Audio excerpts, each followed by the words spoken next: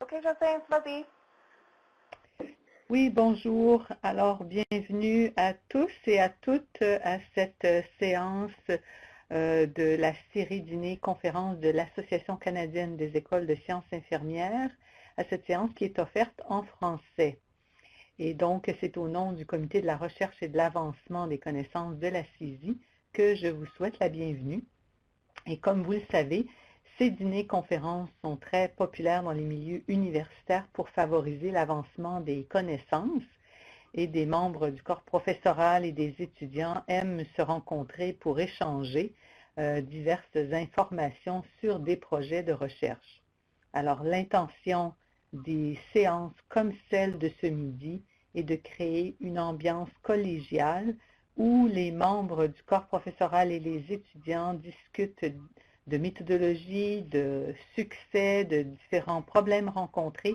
Alors, vous êtes bienvenus pour participer à ces échanges au cours de la période de questions. Donc, vous avez à la droite de votre écran questions et réponses. Alors, ne vous gênez pas de poser des questions sur cette fonction. Je pourrai informer notre conférencière de vos questions afin qu'elle puisse vous répondre. Alors aujourd'hui, il s'agit de la deuxième séance de la série 2017-2018 et nous avons l'occasion d'entendre la professeure titulaire, Mme Clémence Dallaire, qui est aussi vice-doyenne aux études supérieures et à la recherche. Et elle nous parlera de ses travaux sur les politiques et les services infirmiers, sur les politiques des services infirmiers.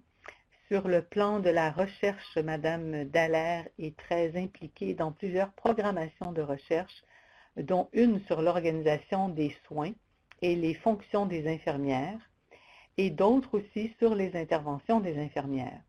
Elle a été une des co-responsables d'un centre de formation et d'expertise à la recherche appliquée à l'administration des services infirmiers, FERASI.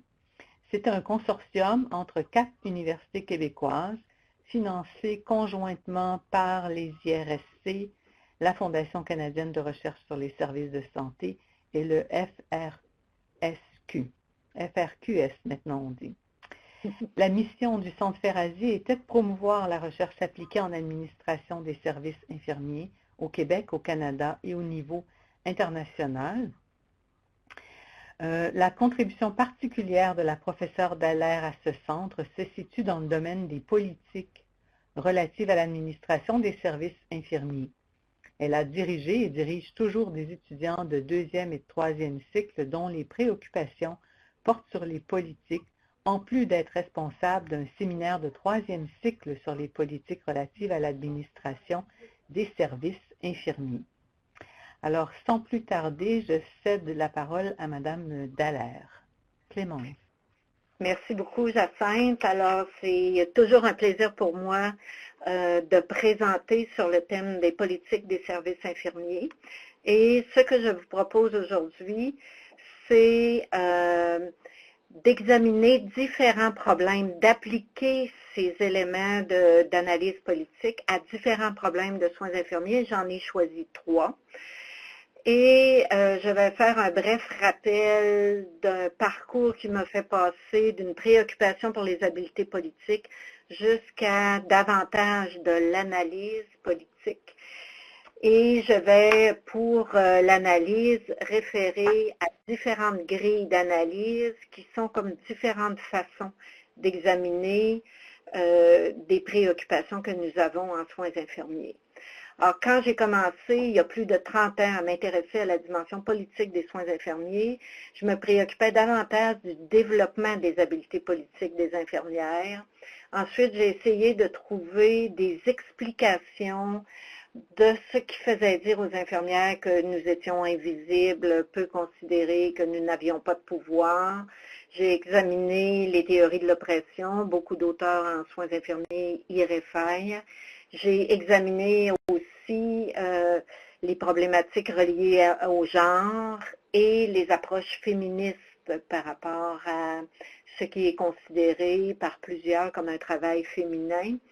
pour finalement aborder des auteurs et par l'intermédiaire des travaux de recherche que je faisais avec d'autres, considérer que l'analyse politique était la dimension du politique qui était la moins présente en soins infirmiers parce que les habiletés politiques, les infirmières en ont beaucoup.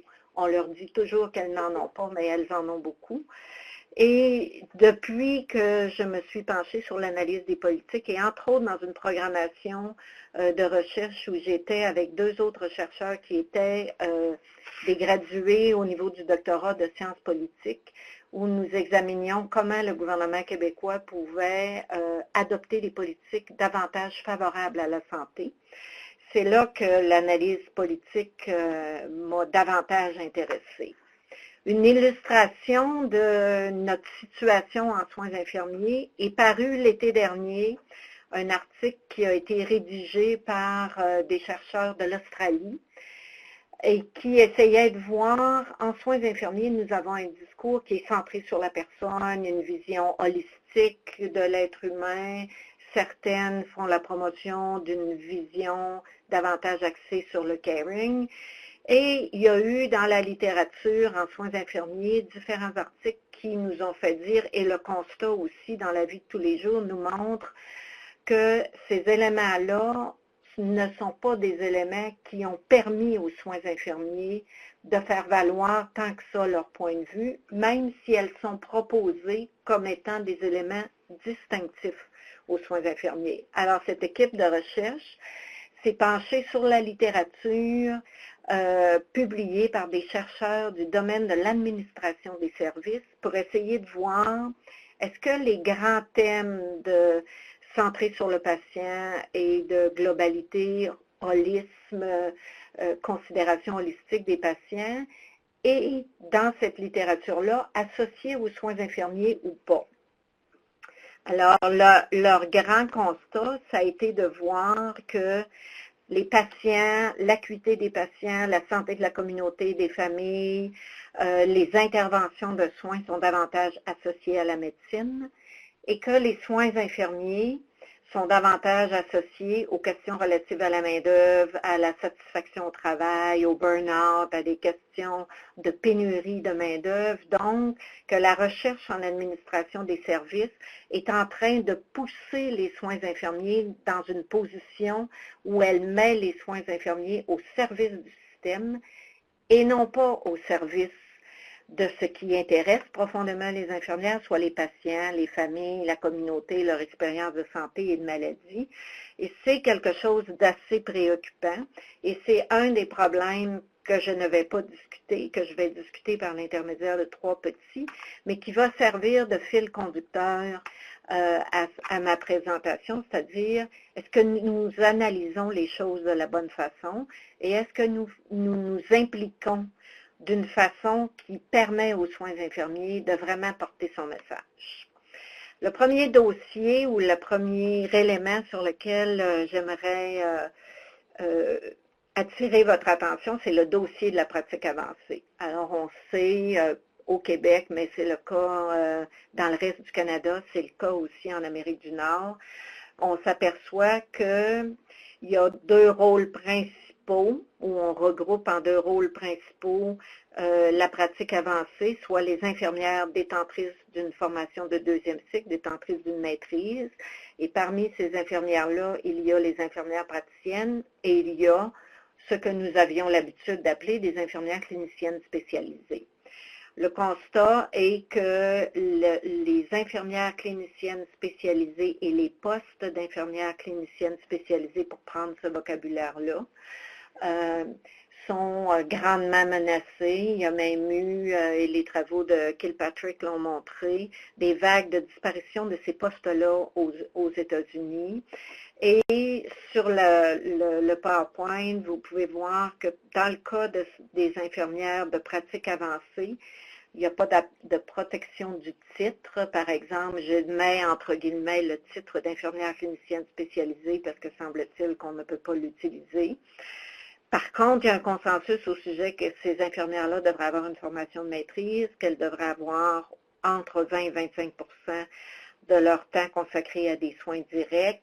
On ne sait pas trop qu'est-ce que représente la spécialisation du point de vue des soins infirmiers. Et dans le Code des professions au Québec, il semble y avoir actuellement une difficulté à faire reconnaître les infirmières de pratique avancée détentrices de maîtrise et dont les soins se situent à l'intérieur du champ d'exercice infirmier, à les faire reconnaître par le biais d'une protection légale, soit de leur titre, soit de certaines activités qu'elles feraient. Alors, comment se fait-il que nous nous retrouvons dans cette situation-là, que par ailleurs, en soins infirmiers, on dit que ces infirmières-là sont indispensables, qu'elles bénéficient à la population, qu'elles bénéficient aux institutions.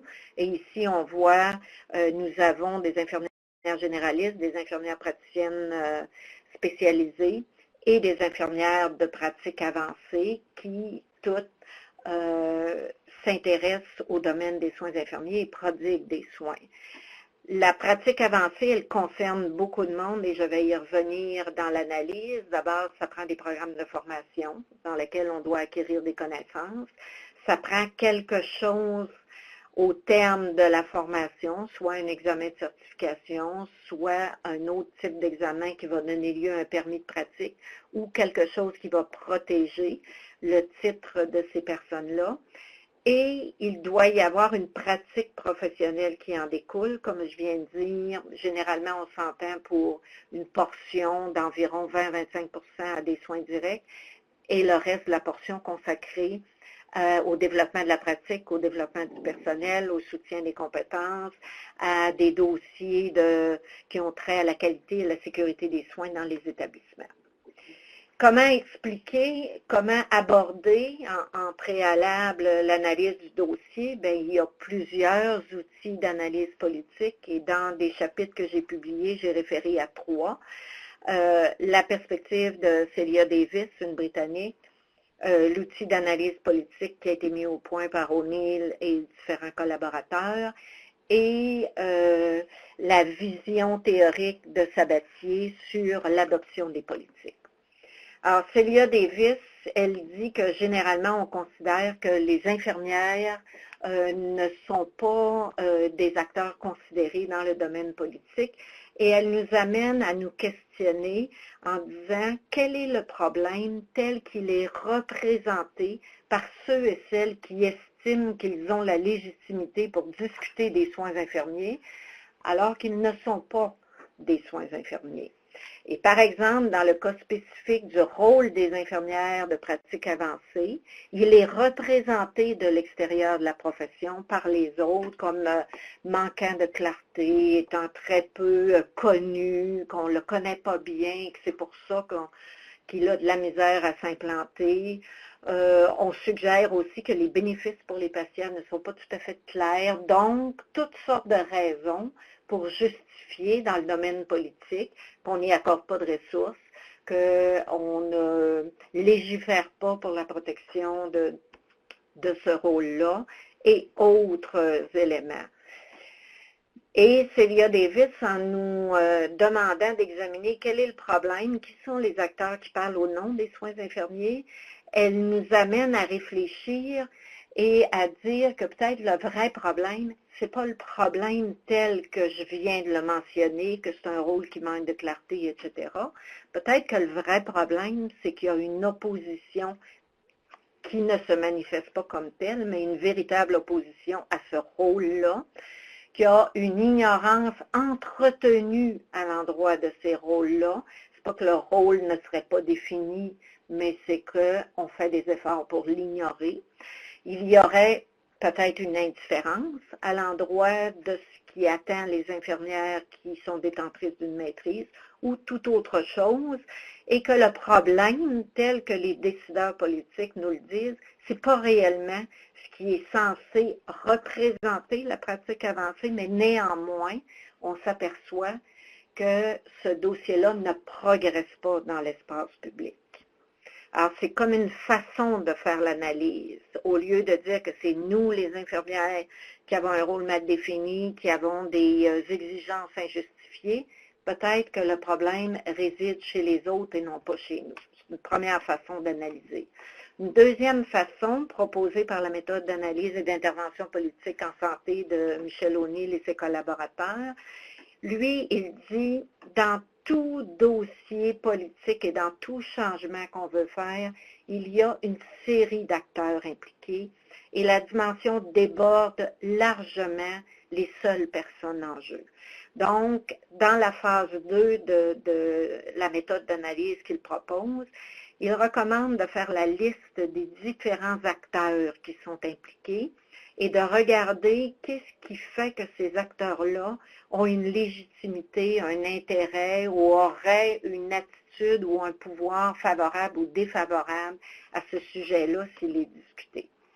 Alors, étant donné que la formation de niveau avancé, des infirmières de pratique avancée, dans un système d'éducation qui est public au Canada et dans un système de santé qui est public, et dans un contexte de réglementation gouvernementale des professions et pas juste d'une délimitation d'un rôle professionnel sans législation, comme c'est le cas au Québec, on a une réglementation professionnelle très étroite, bien, il y a beaucoup d'acteurs qui sont impliqués autour de la question de la reconnaissance, du manque de reconnaissance de la pratique infirmière avancée. Il y a des décideurs politiques, il y a des régulateurs, les ordres professionnels, puis il n'y en a pas juste un d'impliqué. Il y a les étudiants susceptibles de faire des demandes d'admission. Il y a les infirmières généralistes qui seront comme un peu, auront à accommoder le fait qu'il n'y aura plus qu'un seul type d'infirmière, il y aura différents types d'infirmières. Les infirmières détentrices de maîtrise elles-mêmes, personnel, acteurs très intéressés, les gestionnaires du système de santé, les universités et le financement des différents programmes. Alors, par exemple, au Québec, un cadre de référence qui avait été adopté par l'Ordre des infirmières au début des années 2000 pour situer la profession infirmière et qui était tiré d'un chapitre d'Édith Côté dans une des versions de nos volumes, Olive et moi, publié en 2002. On dit que les soins infirmiers sont à l'interface de la santé, du système professionnel et d'éducation, donc à l'interface du ministère de la Santé et des Services sociaux, du ministère de la Justice et du ministère de l'Éducation et des Études supérieures. Qu'est-ce que c'est ces ministères-là? Bien, j'ai mis une représentation de leurs organigrammes respectifs. Et bien évidemment, la profession infirmière ou la pratique infirmière avancée ne concerne pas l'ensemble de l'organigramme. Dans le cas du ministère de la Santé et des Services sociaux, malheureusement, l'organigramme est tourné, mais il y aurait 2 colonnes qui sont concernées par l'existence ou non et la reconnaissance davantage que ce qui existe à l'heure actuelle de la pratique avancée. Dans le cas des ordres professionnels, les ordres professionnels, l'Office des professions est à l'intérieur du ministère de la Justice, est enchâssé à l'intérieur du Code des professions, et on voit que l'OIQ est un des ordres parmi plusieurs qui sont impliqués dans l'analyse de la situation de la pratique avancée au Québec. Et au niveau du ministère de l'Éducation et des Études supérieures, bien, ça concerne la division de ce ministère-là qui se préoccupe de l'enseignement supérieur parce qu'il s'agit de programmes de maîtrise. Par exemple, dans la grille d'analyse de O'Neill, on suggère d'examiner quelle est l'attitude sur une échelle de 0 à 5, quel est le pouvoir aussi sur cette échelle-là et quel est le degré de priorité. Et ensuite, sur un plan cartésien, de ramener les différents acteurs. Alors, par exemple, en haut de la ligne horizontale, on a une position plus favorable et en bas, on aurait davantage une opposition. Et j'ai fait un exercice juste pour représenter qu'est-ce que ça peut donner. Par exemple, que les programmes de formation, dans mon analyse, sont très intéressés à recruter des étudiants, sont financés au nombre d'étudiants à temps complet dans leur programme, donc soutiennent toutes les discussions actuelles autour de la pratique infirmière avancée, soutiennent le développement de rôle et la reconnaissance de rôle dans le système de santé, sont des interlocuteurs valides. Ils n'ont peut-être pas un pouvoir aussi fort que la position dans laquelle je les ai mis, mais néanmoins.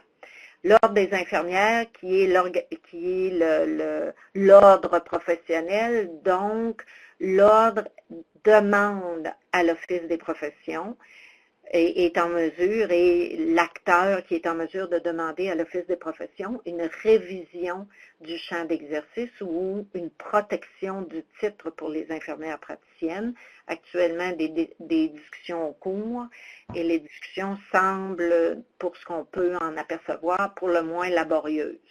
Ensuite, ayant du support, mais une position assez négative, le ministère de l'Éducation et de l'Enseignement supérieur, étant donné que une présence plus importante des programmes de maîtrise à l'intention des infirmières dans les institutions d'enseignement demande un financement.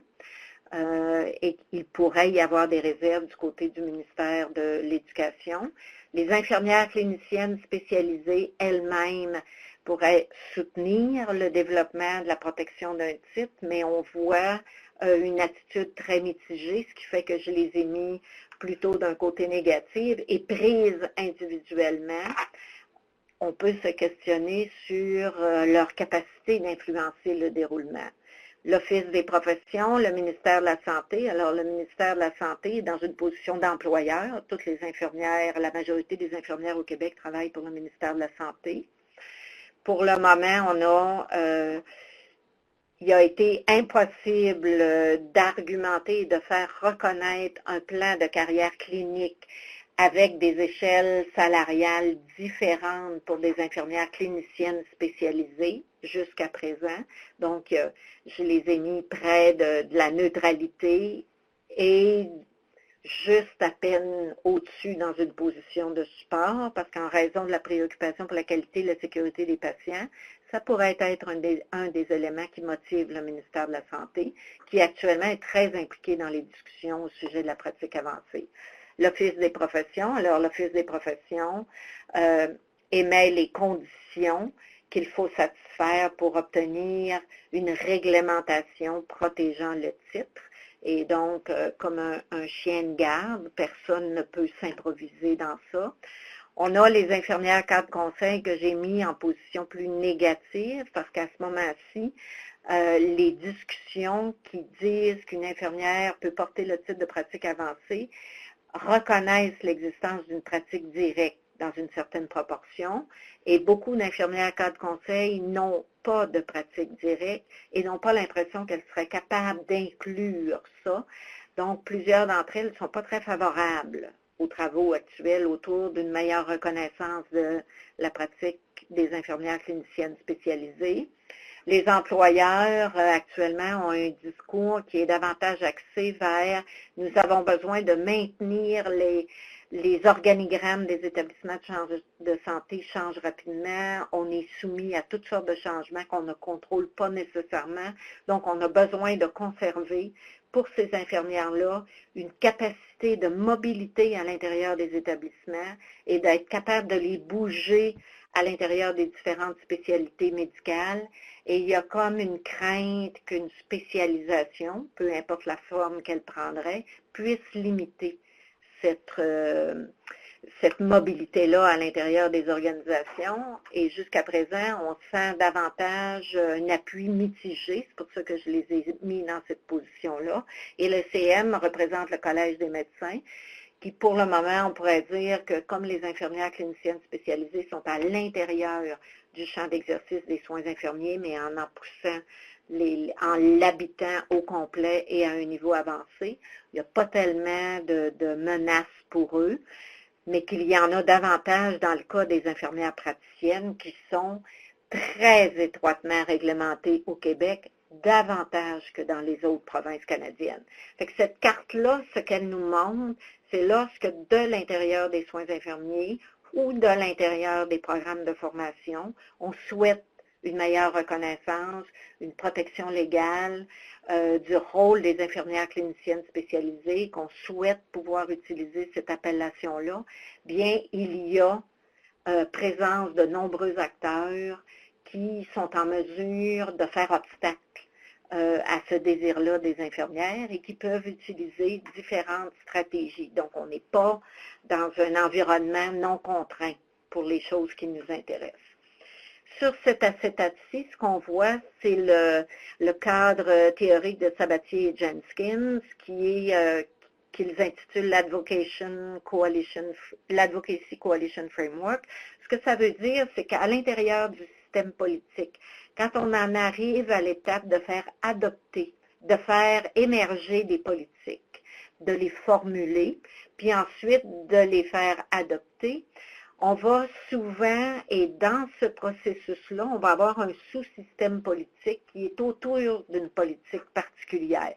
Par exemple, qu'on se rappelle dans les dernières années, tous les projets de loi qui ont modifié la structure du système de santé québécois, qui ont modifié le nom des établissements, qui ont créé de nouvelles obligations pour les médecins, par exemple. Dans ces processus d'élaboration de ces projets de loi-là, la théorie de Sabatier et Jenkins-Smith, ce qu'elle dit, c'est que ça va constituer un sous-système dans lequel les connaissances et l'apprentissage vont jouer un rôle et que très souvent, on va voir se former des coalitions d'acteurs qu'on voit régulièrement dans les nouvelles sous forme de l'opposition entre le parti au pouvoir et les partis d'opposition, mais que sur un sujet, sur l'élaboration d'une politique particulière, on peut voir des coalitions se former avec d'autres acteurs de la société dans laquelle on est.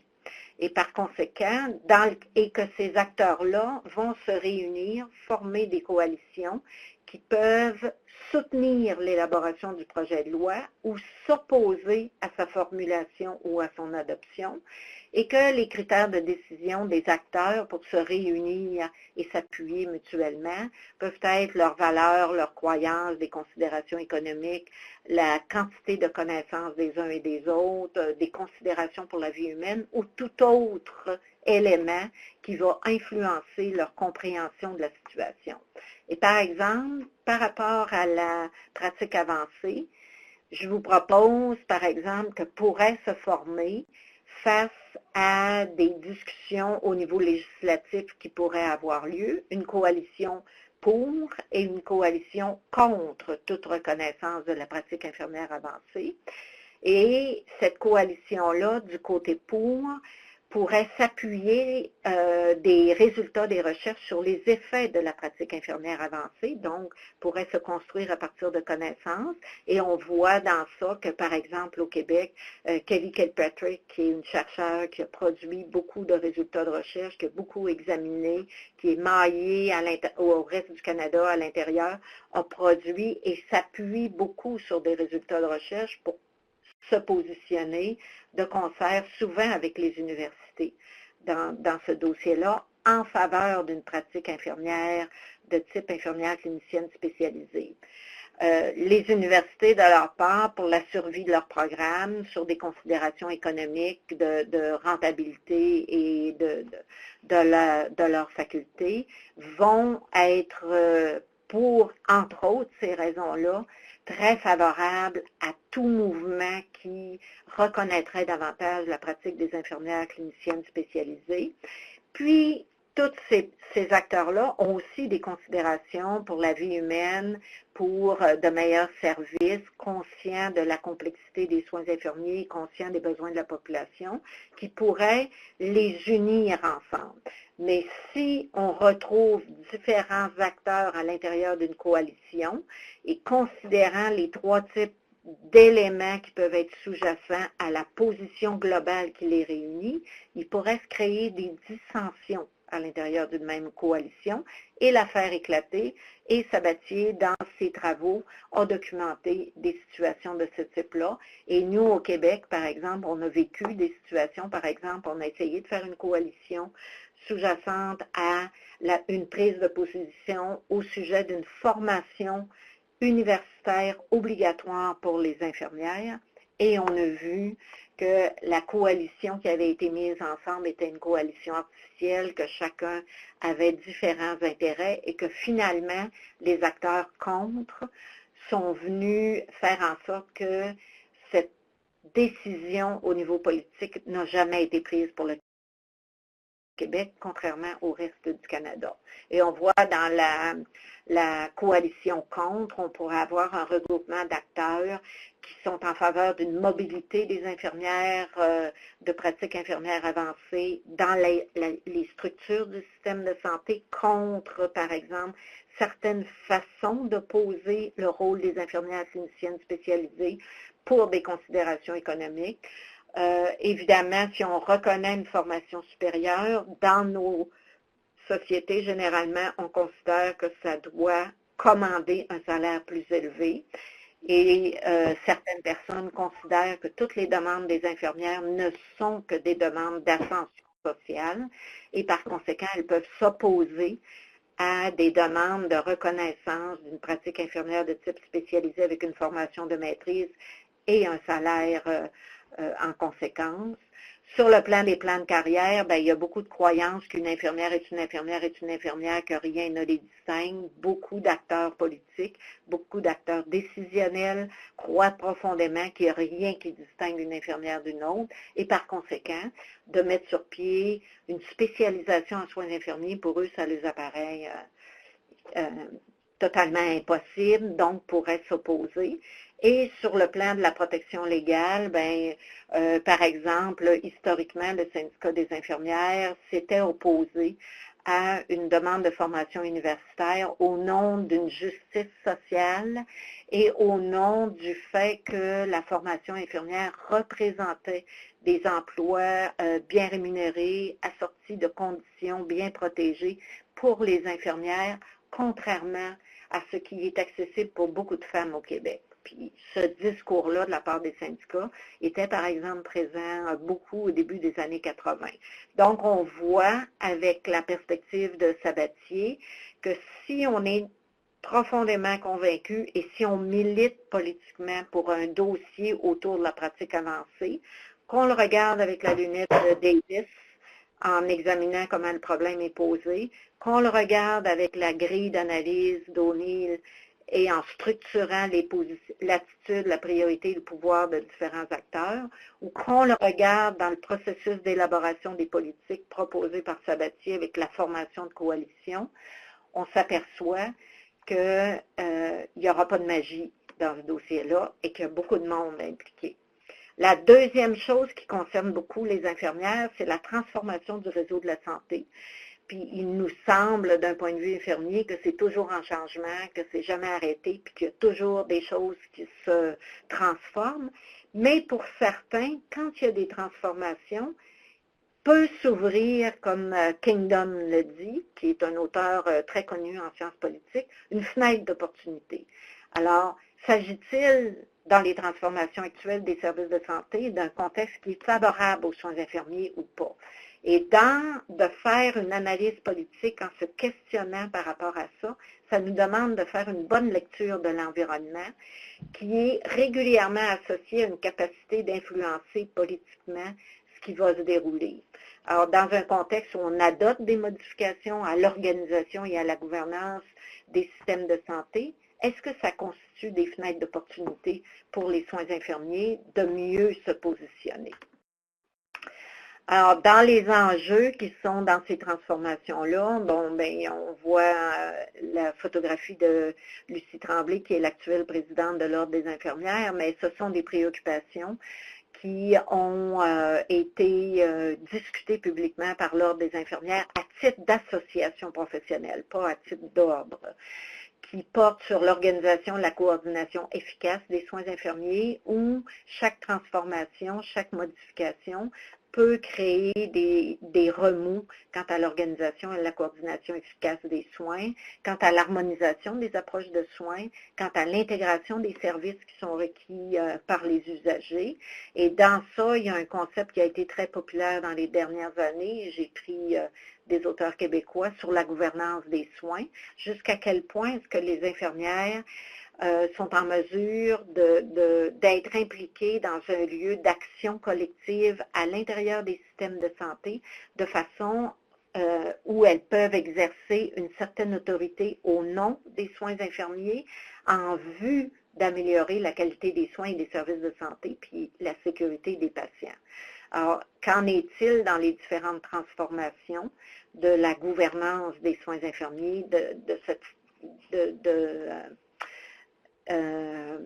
ce point de vue-là? Alors, il y a des recherches qui ont été faites et qui ont montré que, contrairement à ce qu'on pourrait penser, parce qu'on a une idée souvent que toute transformation offre des opportunités, mais parfois ça ferme des opportunités.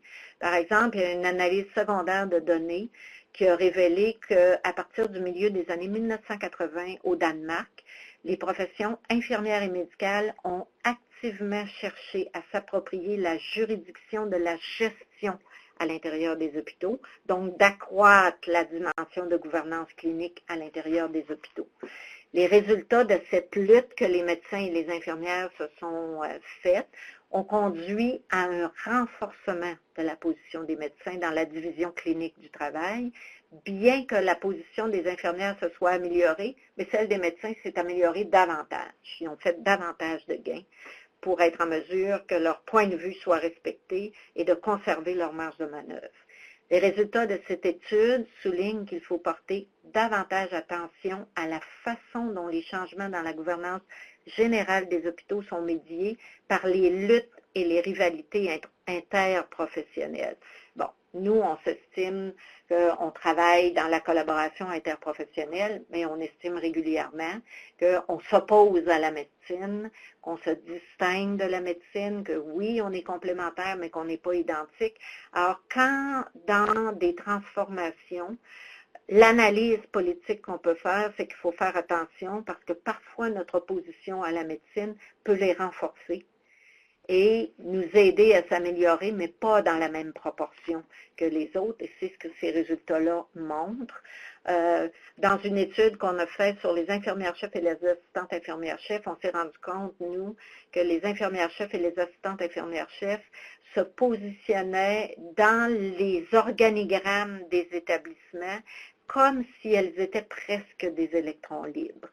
Il y a une autre étude qui a été faite en Grande-Bretagne sur la présence des infirmières dans des commissions au niveau ministériel, des commissions de la santé.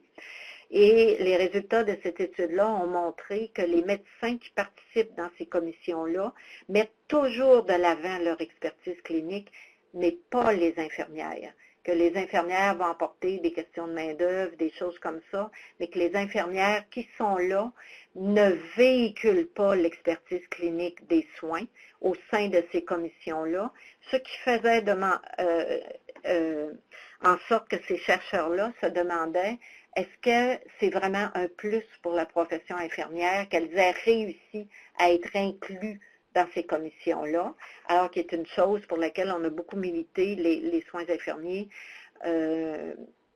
individuellement et collectivement depuis des années en disant qu'il fallait être à ce niveau-là. Ça fait que là, je vous donne deux exemples où les transformations du système de santé et les gains que les infirmières ont réussi à faire sont d'une certaine façon mitigés par les gains que les autres professions réalisent et sont d'une autre façon mitigés par le discours des infirmières elles-mêmes qui n'est pas porteur de leur expertise et de leur façon de faire, de contribuer à la qualité des soins.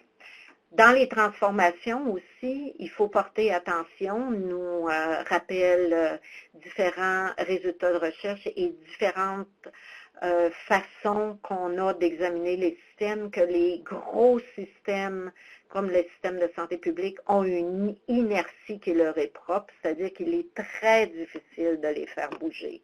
Alors, l'inertie d'un système, c'est la tendance pour un système à continuer à faire la même chose sans tenir compte des changements.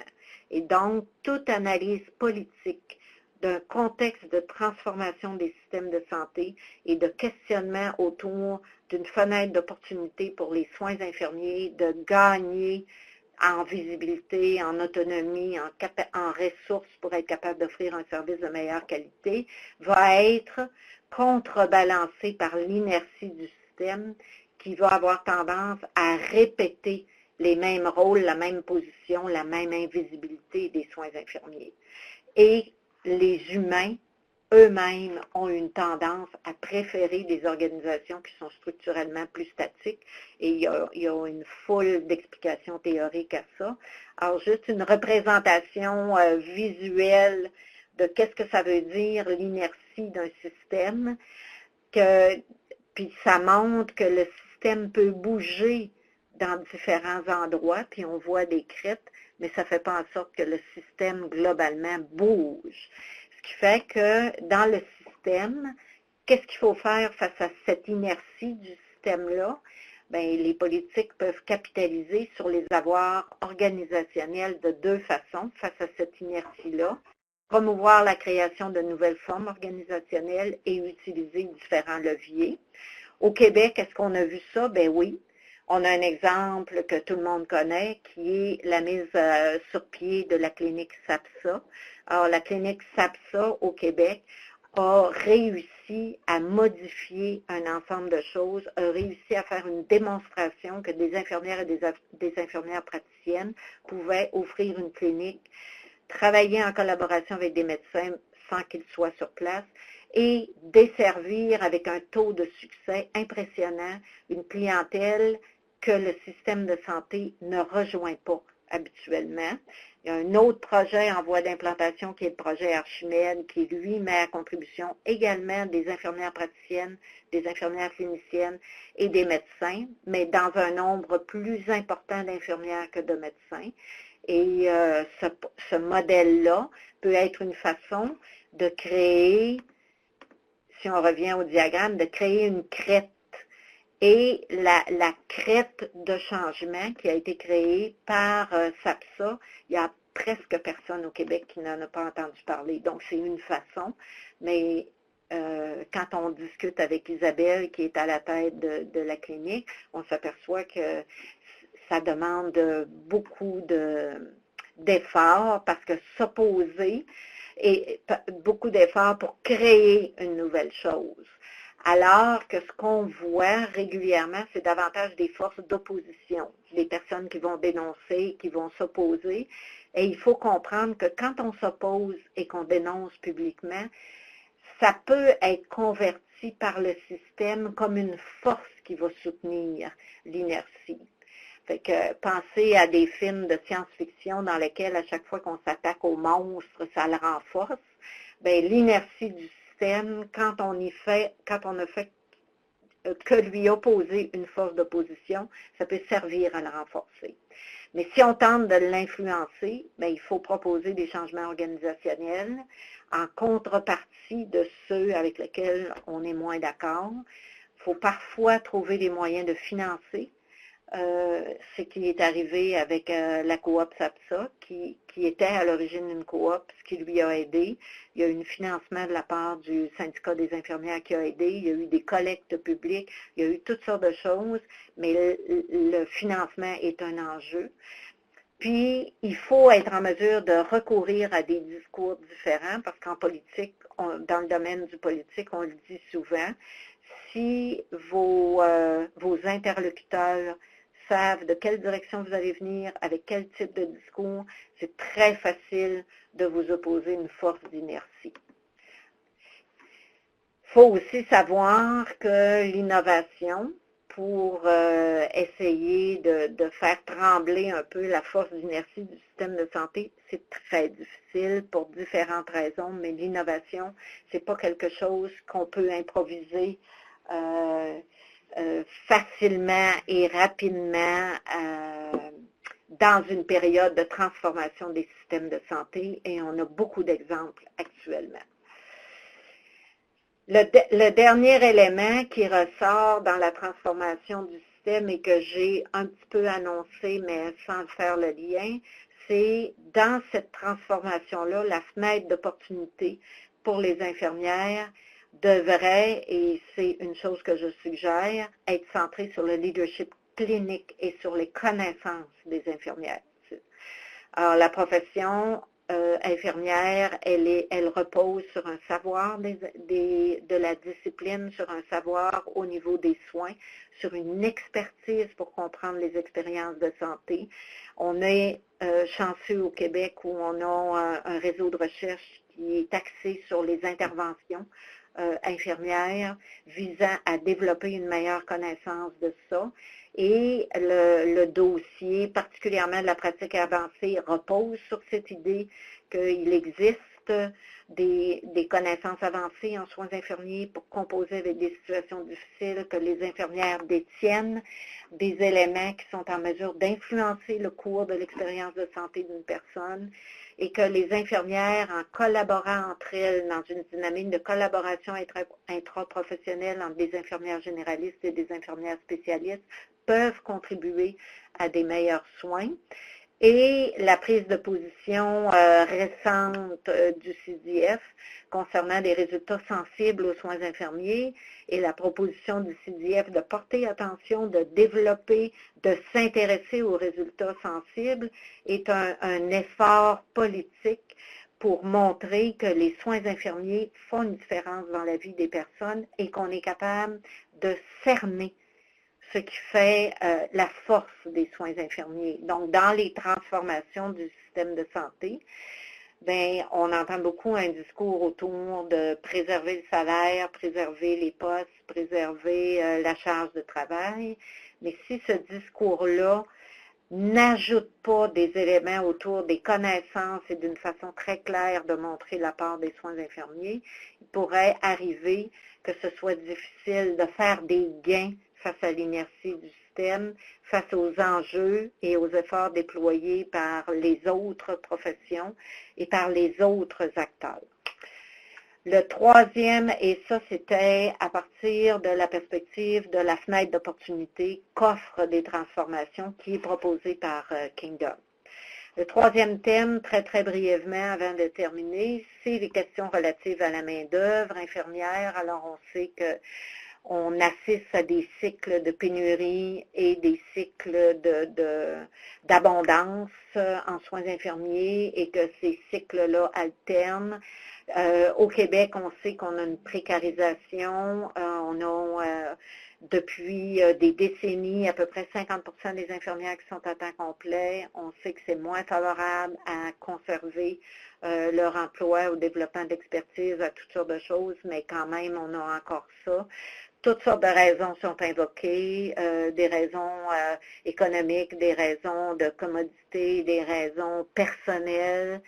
Et dans ce phénomène international, mais qui est vécu localement, ben, il pourrait arriver que des solutions axées sur le savoir, qu'on assiste, si on fait une lecture de cette pénurie-là, à partir de la perspective de le framework des coalitions proposées par Sabatier, qu'on s'aperçoive qu'on a des coalitions qui s'opposent.